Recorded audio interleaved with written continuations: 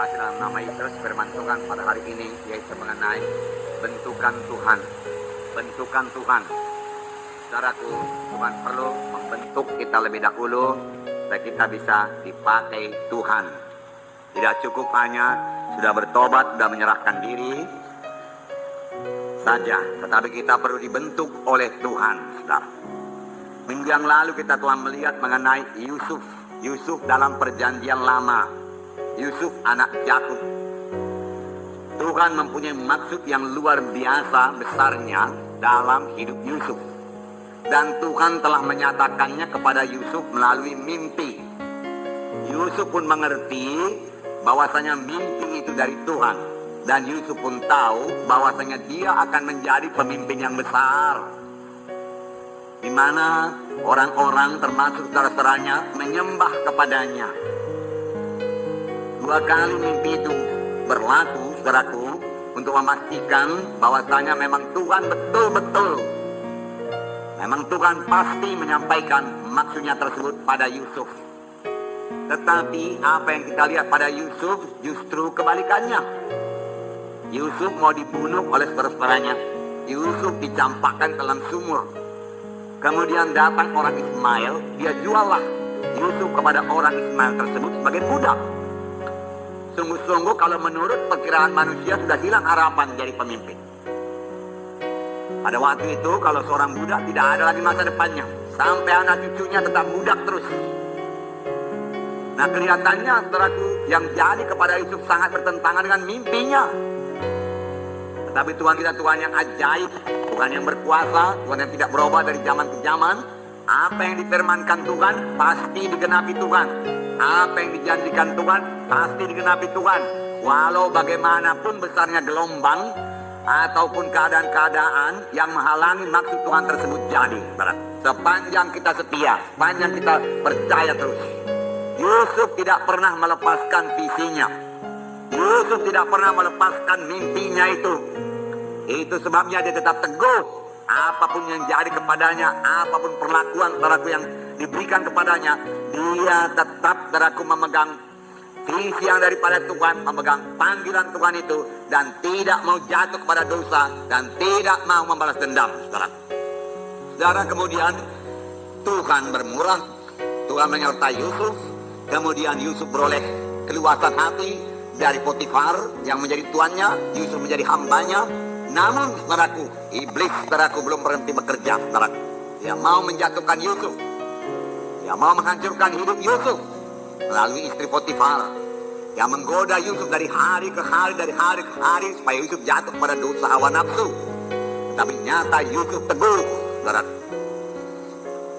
Dia tahu kalau dia sempat jatuh kepada dosa, panggilannya hilang. Dia tidak akan sampai kepada mimpi yang diberikan Tuhan kepadanya. Tuhan sendiri mau menyampaikan mimpi itu.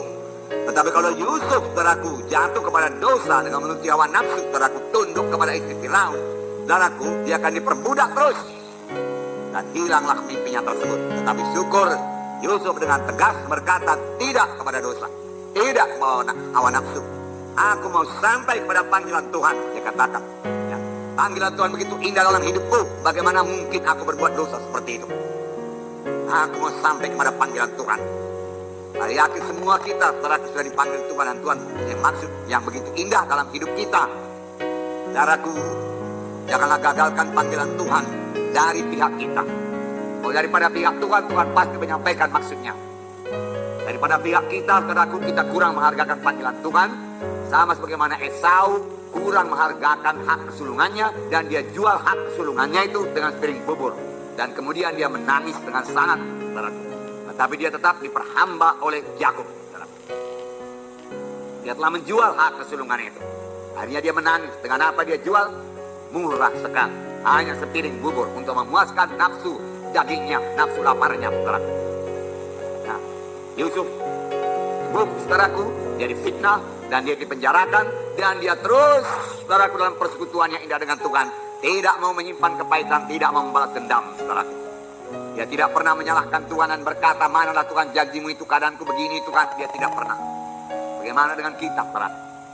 Ya, kalau kita belum sampai kepada panggilan Tuhan, Tuhan telah memberikan visi kepada kita atau pengertian kepada kita. Bahwasanya kita akan melayani, bawa Injil seluruh Indonesia ini, saudaraku. Atau mempunyai KKS, saudaraku, yang belah, berkemenangan. Tetapi itu belum jadi, padahal kita sudah berdoa, saudaraku. Apakah kita mundur, apakah kita bersungut-sungut, dan mulai mempersalahkan Tuhan. Tuhan, manakah janjimu? Demikiankah kita perbuat?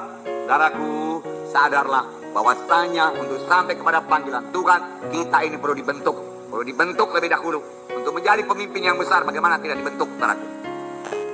Ada saatnya kita mengklaim, saudaraku, kuasa Tuhan, saudaraku. Tapi ada saatnya, saudara, kita perlu dibentuk Tuhan. Amin, saudara. Dan dalam hal itu kita harus menyerah kepada Tuhan dan mengangkat salib, saudara. Saya katakan hari minggu yang lalu, mengangkat salib itu, saudara, tidak enak itu. Menyangkal diri tidak enak. Bukan kesenangan saya, kesenangan Tuhan. Kalau saya mau menyenangkan Tuhan, saya menyangkal kesenangan saya. Jadi bentukan itu sering tidak enak bagi tubuh ini, saudaraku. Tidak enak bagi tubuh ini. Tapi kalau saudara mau sampai kepada panggilan Tuhan, saudaraku, sangkalah tubuh ini, saudaraku. Senangkan Tuhan, saudaraku. Nah, perlu juga saya katakan, saudaraku, bahwasanya untuk dipakai Tuhan, untuk menjadi pelayan Tuhan, saudaraku, dia baca firman Tuhan, patuh kepada atasan, saudaraku. Saudara, tidak seorang pun bisa dipakai Tuhan dengan roh berontak. Tidak seorang pun dipakai Tuhan dengan roh kesombongan, yang merasa dirinya tahu segala sesuatu, saudaraku. Merasa dirinya hebat. Karena Tuhan tidak pernah mengurapi kesombongan. Amin, saudara.